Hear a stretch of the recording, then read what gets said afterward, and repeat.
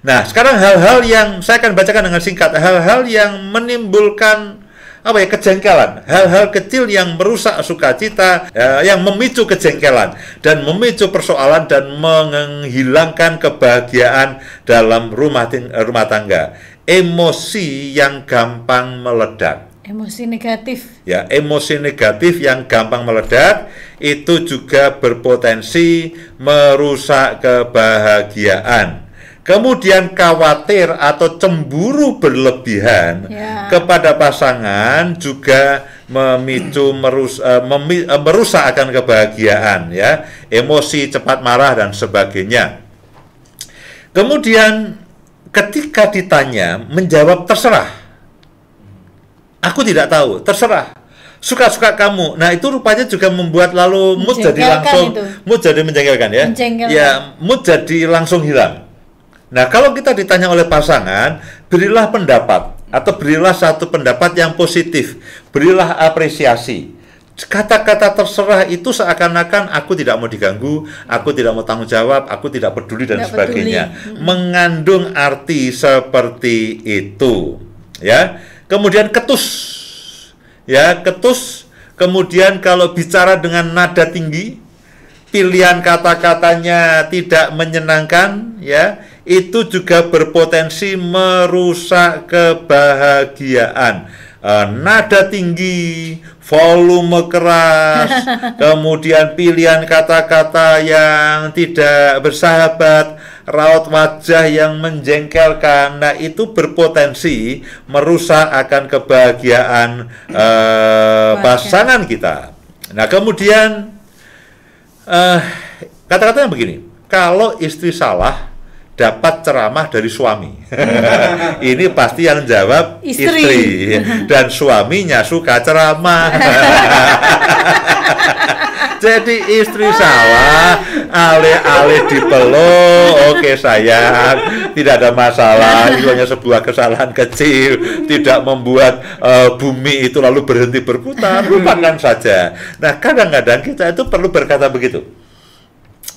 Tidak semua kesalahan perlu diurus. Tidak semua kesalahan perlu diurus. Kita hanya katakan, oke sayang, tidak ada masalah apa-apa. Itu hanya masalah kecil, ya. Itu masalah kecil, kita abaikan saja. Itu bukan masalah besar. Itu tidak akan membuat matahari tidak terbit besok pagi. Lupakan saja.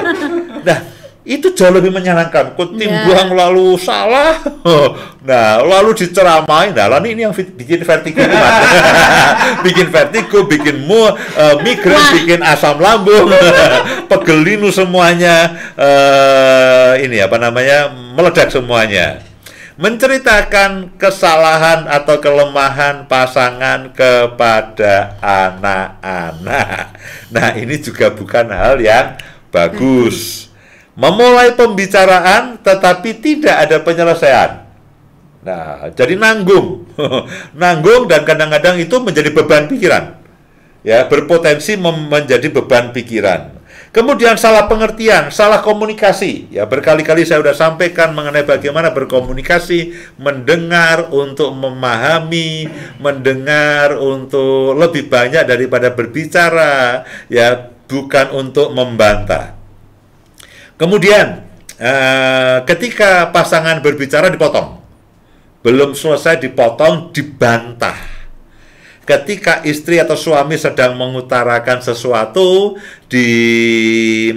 mengutarakan sesuatu atau mengutarakan pendapat atau coba mengutarakan keinginannya, alih-alih didengarkan dengan penuh perhatian dan mencoba memahami, ini belum paham dipotong, ya pasti salah.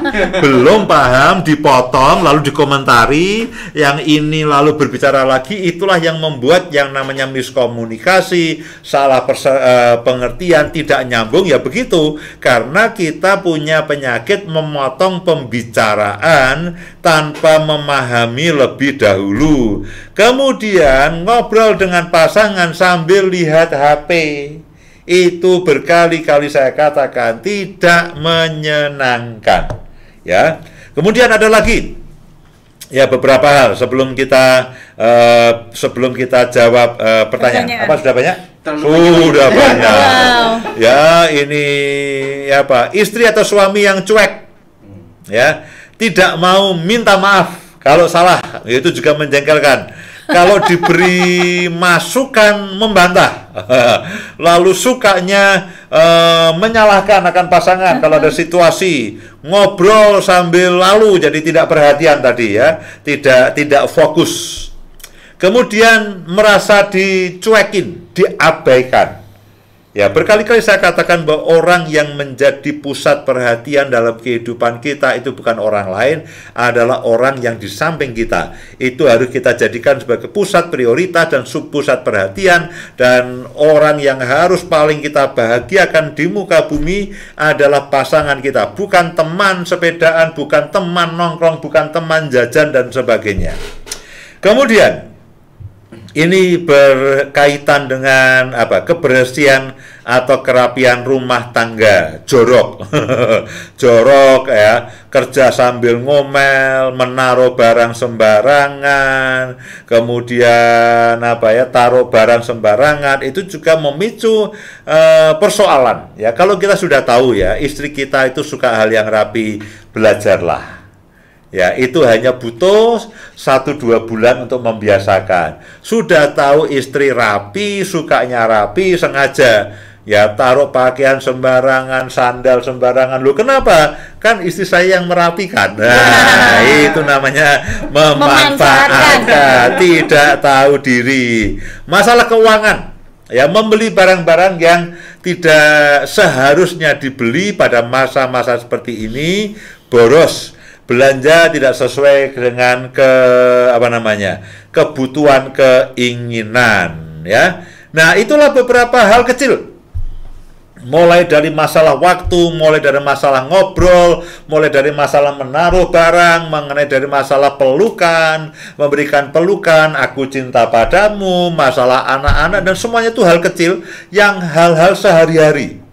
Dan itu bisa memicu hal kecil itu, masalah ngobrol itu ya, bisa menjadi sumber konflik. Ya. Kalau saudara ngobrol sambil main HP, istri ngobrol dibantah, ini curhat disalahkan. Nah, masalah curhat bisa menjadi pemicu masalah, pemicu persoalan. Tapi kalau istri curhat difahami, dimengerti, dipeluk, enggak apa-apa sayang, itu masalah kecil. Ya. Lalu istri bahagia. Terima kasih. Ya, itu istri bahagia. Nanti malam aku praktekkan curhat. Karena ini kan habis harmoni keluarga ya, kita harus praktekkan. Nah, jadi itu setiap setiap momen, setiap peristiwa, setiap masalah itu bisa menjadi pemicu persoalan yang menjengkelkan, dan kalau itu terus-menerus berlangsung, berlarut-larut dan sepanjang tahun berlangsung, itu menjadi konflik, menjadi masalah, dan itu menjengkelkan. Tapi sebaliknya, hal yang sama yang rutin seharusnya itu bisa menjadi pemicu kebahagiaan, dan keluarga kita akan menjadi keluarga yang samawa.